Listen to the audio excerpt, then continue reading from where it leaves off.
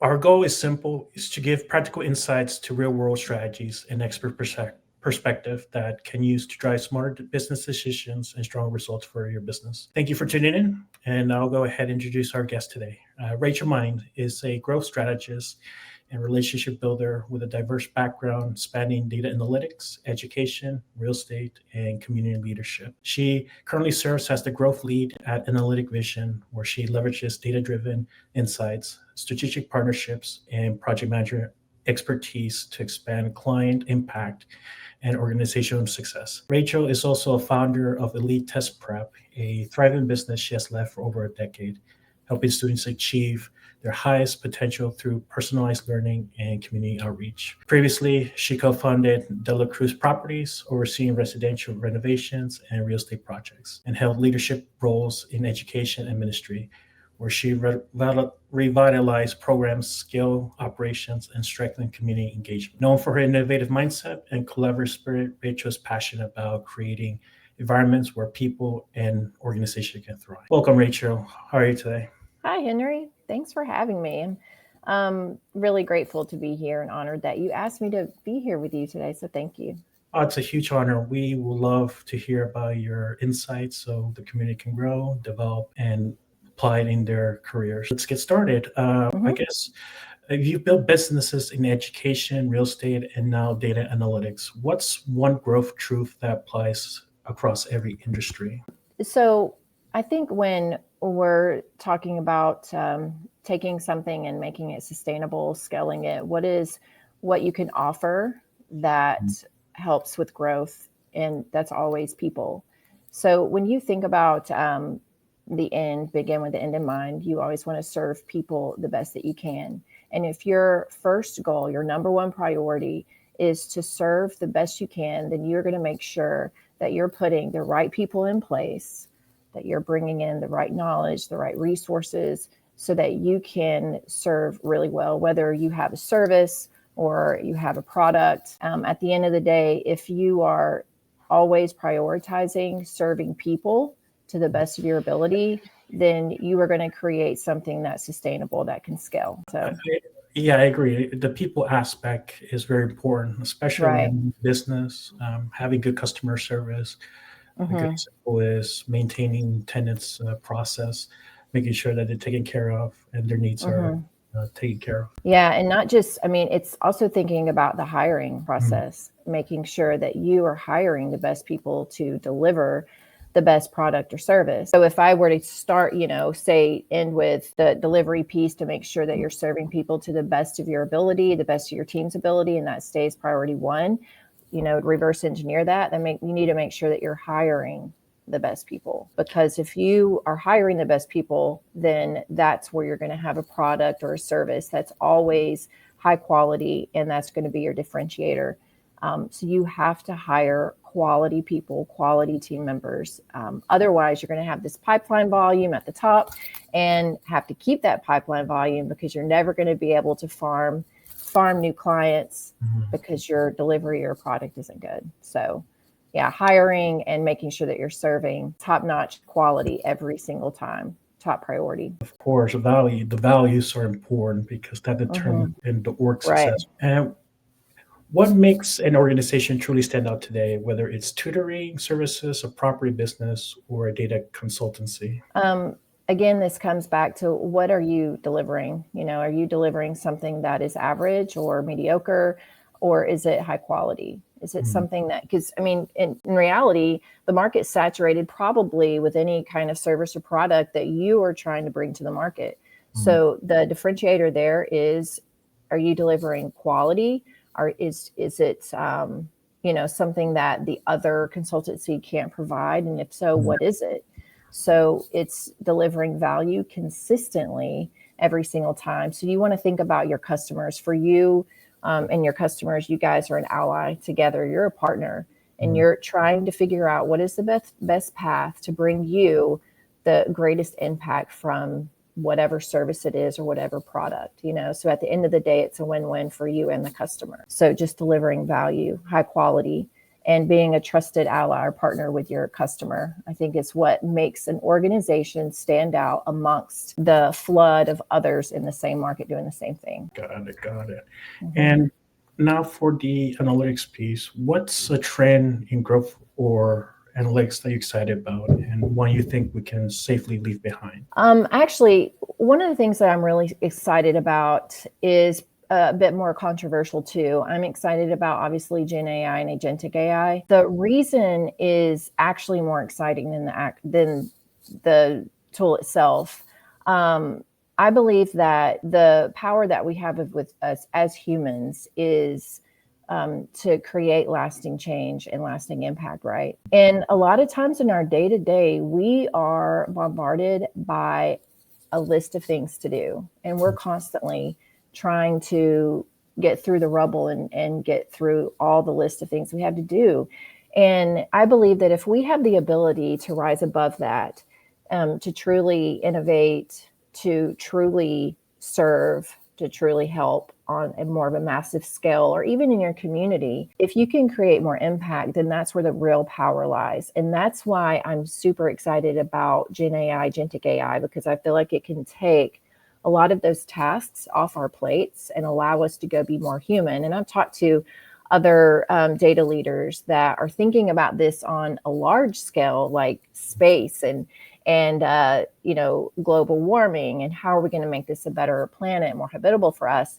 I think that we can do that if we learn how to get AI right, Gen AI, agentic AI right. Of course, then you go into, well, if I'm going to do this, then if this is the goal, then what has to be true in order for that to happen? Well, we have to have our data right in order for us to have AI right. But that is the trend that I'm most excited about.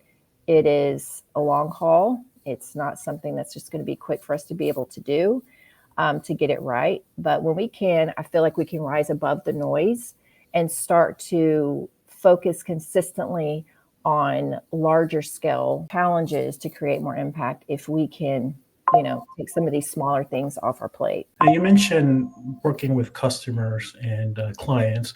Can you share a little bit of their, I guess, pain points or use cases that Gen AI and Gen AI could possibly solve for them? Or you don't have to share, you could go high level if you prefer. I think, it depends. I know that's kind of an annoying answer sometimes, but it really does depend. But just sitting on, if you think about the different tasks that leaders have constantly, what are ways that we can remove some of those tasks and make it easier for them so they can focus on things that are more impactful, more important? So it might be just a matter of something easy that's managing their time or managing their task, but also it's a speed to value. If we can get AI to help with workflows, to help handle some of those different tasks that we're having to go get, if it can bring it all to you and save you time there, then that time is where the real value comes in. So, as my role at Growth Lead, I do sit very high level when it comes to data and technology, and I don't sit on the delivery side. I really lean in on my team for this. I call myself kind of a people connector. I'm out in the community. I'm out seeing, these are the needs, these are the challenges, and my heart is to really serve and help people at their greatest needs, and we put a lot of time into our careers, and people want to be successful. And when they come home, they want to be confident and be successful. And if there's a way that I can help them do that, then that's where my passion lies.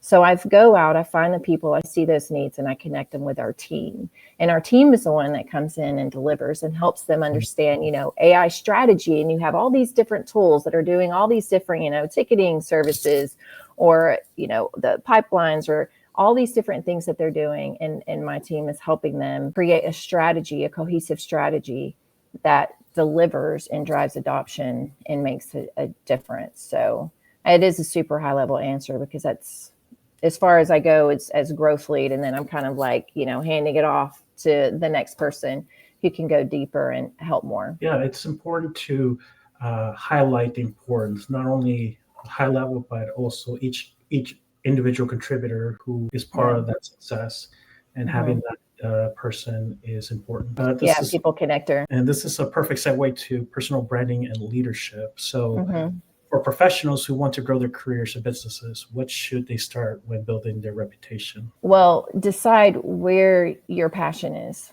Hmm. Your passion is going to drive a lot and it'll get you through those valleys. So when you're building a career or building a brand, it takes time, it takes consistency in showing up.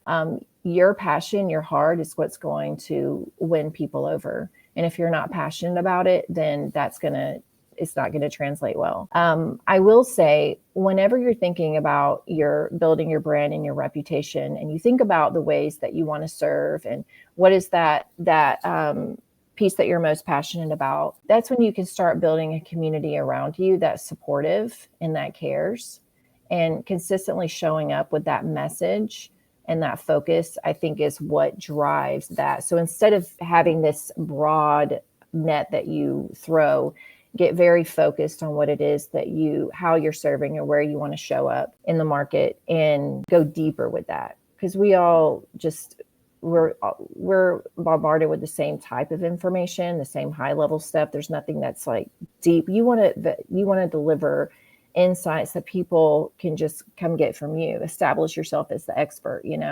So if you're passionate about it, you're going to research it. You're going to continue to be on the front of thought leadership and provide the insights that create a brand that people are drawn to, And so I think that passion and really getting focused on how you want to serve is the most important when you're building your brand, because that's going to drive you through a lot of the, challenges that you'll have over the way. So, Of course.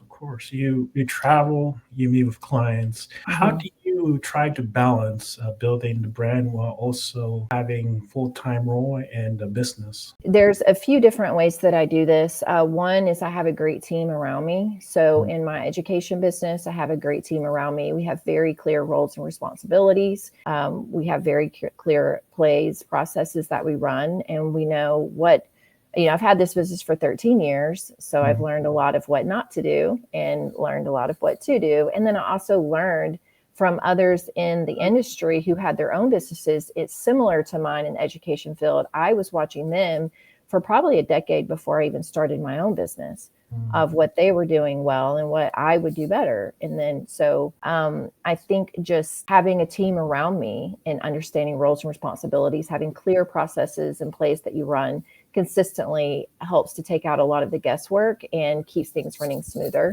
Another thing that I do is time blocking. So at Analytic Vizion, for me, I sit as marketing strategy, also sales enablement, and biz dev. So I'm also boots on the ground and building pipeline volume and really bringing in people that we can serve, and going out in the community and finding them and understanding their pains and their challenges, and then also creating assets that speak to their needs. And that's a lot. That's a lot of work. So I use time blocking to help me with prospecting or business development, or just follow-ups, those types of things Mm. that help me to make sure that every week I am hitting the top priority pieces.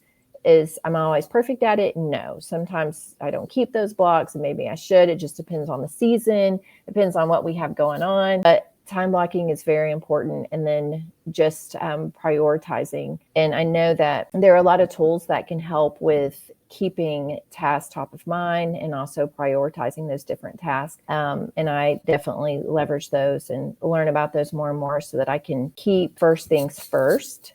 Right. And keep driving impact instead of getting buried in details. Yeah, that makes sense. And you're not the only one there. I was at a talk yesterday where someone was transitioning from individual contributor to manager. So had to learn by trial by fire, make mistakes, and have Yeah. coaching. So it Yeah. makes sense. It's a journey.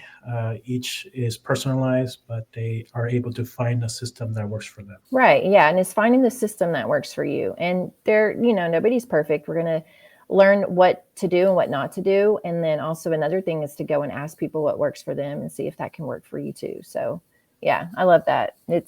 We're all trying to figure out here, right? So Of course. Could you share a success story, maybe a real estate project or client transformation that you're proud of? Well, I would say that one of the flips that I did for a house when I had De La Cruz Properties LLC, Hmm. I flipped houses in Greater Atlanta. And the first house that I did was a 1920s home in Atlanta. Hmm. And I was also acting as the GC and doing all the permitting through the city and running the crew, and realized that half of the house was an addition and it had to be torn down. So we had to tear down half the house, and it was crisis mode, because profit margin is very important. And they say in real estate, you make your money on the purchase. Right. So there's not a lot of profit margin whenever you have to tear down half the house. So it was a time where I thought maybe this isn't going to work. It was my first one, like I said. So we ended up tearing down half the house and rebuilding half of it, rebuilt it back better than before. And we were able to successfully complete that flip, got it on the market and it sold at a record high for that neighborhood for price per square footage. That was a really good success story. And I think it kind of set the pace for it, even when sometimes it seems impossible. Look at your option. There's a decision principle 131 that we use at Analytic Vizion. And I'm sure you've heard of it, where you define the one challenge, and then you find 3 different options of how you could address the challenge, and then choose the one solution that is the best. So be creative when you are trying to find solutions for the challenges that will come up all the time. Know that there is a way, and you just keep moving forward. Learn and grow, learn and grow, learn and grow. Is it easy to say that challenge helped you find a common pattern within your other roles to be able to move forward? Yes. So even, here at AV, it's always just learning the different challenges that people go through. We're enterprise sales, enterprise service, and we work with senior data leaders, and their problems are very complex. Their needs are very complex, and data maturity is, can go from low to high.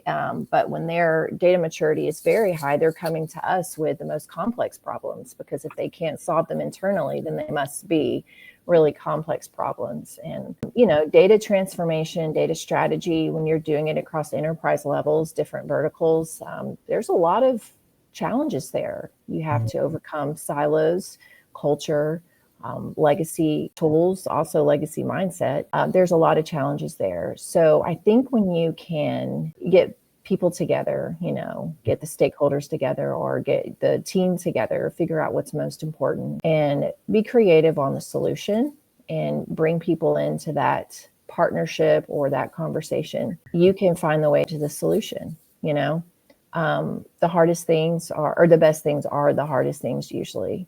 So yeah, it definitely set a precedence for my career on it's not always going to be easy. A lot of times it's going to be hard, but there is a way through it. And, when you get on the other side of it, you're so much stronger and so much wiser to be able to handle the next challenge. So Awesome, yeah. awesome. Yeah. Thank you, Rachel. Mhm. I guess now that you have all these challenges, now we could talk about a little bit what tools or resources that you rely on to Mhm. keep you organized and effective. I'm sure you mentioned a couple, but maybe for our audience, what tools that out there in the market can help them focus on a specific task if they have so many. Yeah. So for me, of course, CRM is very important for managing all of the prospects and customers that we have. So I work in our CRM every day to just keep task on all the different prospects, all the people I'm talking to, all the follow-ups, all the projects, all the client engagement. I make sure that I use my CRM and document everything in that so that I can track things really well. Analytic Vizion, we use Drive, Mhm. but I know there are a lot of CRM tools that are very effective. And I think that if you can have something where you can take it out of your mind and put it into the tool, that's much better. So I use CRM to help manage all of those relationships and the tiny little pieces that help me connect with my prospects very well and serve them, to the best of my ability. And then for tasks and projects, I use Smart Suite to manage all the different projects that we have going through. We go to different conferences. We have booth presence at those conferences. We have different events that we do, and all of that falls under the realm of business development. So keeping up with all the different projects, even in marketing and all the different ways, we put it in Smart Suite and help us for me and the marketing team. And then the biz dev team, we put it in there to just keep track of everything and keep us running forward. Yes. And it's definitely, having a way that you can document the process and keep those tasks out of your head and in some tool is, I think, the way that you can manage a lot of different projects that have a long cycle and keep things moving forward without feeling overwhelmed. That's good insight, especially people starting careers or transitioning. That is valuable for the market. Yeah. And just to end on a fun note, I guess for our data community and customers here at Orlando Insight Group, if you could give one piece of advice to the data and business community to apply immediately in their projects, what would it be? What would it be? Yeah. Definitely whenever, for anyone that's serving or has a product, whenever you are serving it in, let's say, data community, business community, always start with better questions. Show up with curiosity. Try to understand what is their challenge, what is their pain, and make sure that you understand that well. And it starts with asking really good questions. And I feel like we show up with a solution in mind, or we show up maybe with the solution already and say, hey, I hope this fits what your problem is. But if we show up with curiosity and ask really good questions that go deeper and deeper into the levels, then we can actually deliver a solution that addresses their challenges, that meets their goals, and that really allows them to move forward, and move that needle. And that's a big win at the end of the day. Everybody wants to win. Everyone wants to meet their goals. So I think whenever you come in and instead of thinking about how I'm going to tell people about me and what I do and how I serve or what my product is, come and be very curious about what they do and what they need and how maybe you can help. So great advice, especially building relationships now is more important than ever in this market. Right. And interns, students looking Yes. for opportunities. It's that relationship building, that camaraderie, and having these meetups and process in place. Yes, it is all about relationships. So, and people can sniff out when you are really not concerned about them. They can tell. And I think about when you're building relationships, it's like fishing.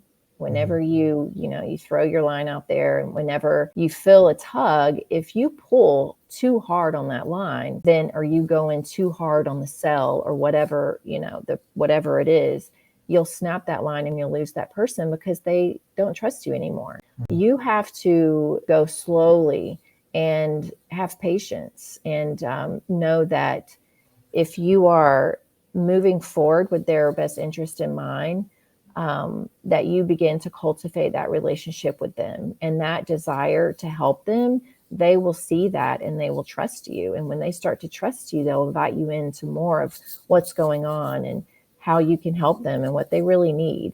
So it is all about relationships. And if you come in just trying to give people what you think they need, they're going to know, and they're not going to share anything with you, So yeah, you definitely have to take the time to cultivate relationships, get to know people, and ask good questions. Yeah. Definitely.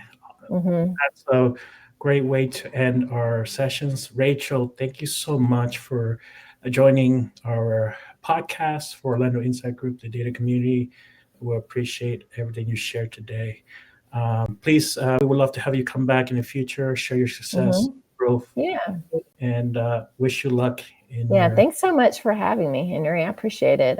It's been fun. And, like I said, my heart is to find people to serve and to make an impact so they can feel good about the work that they're doing. So I appreciate the time to share more of, how Analytic Vizion serves and how we can help people, because I feel like helping people is what it's all about at the end of the day. So thank you for the opportunity. And Rachel, where can they find you if the community wants to ask questions, reach out? Well, I'm on LinkedIn. So Rachel Mines on LinkedIn is really the best way. So you can also reach me at rachel.mines@analyticvizion.com. And I am always here and ready for questions. To me, I have 30 minutes for everyone. So go on, book a meeting, and just love to get to know people, hear their stories, and see if there's a way that we can, help each other and make an impact together. Awesome. Thank you so much. Thank you. So this ends the first podcast after our summer break. I hope you enjoyed this opportunity to speak, listen to Rachel Mines. Keep on for the next podcast coming in the coming months, and we look forward to seeing you again. Take care, guys. Hi, everyone. Welcome. I am your host, Henry Clavo, founder and CEO of Orlando Insect. Each episode, we dive into real conversations with technology leaders, innovators, and experts who are shaping the future of data.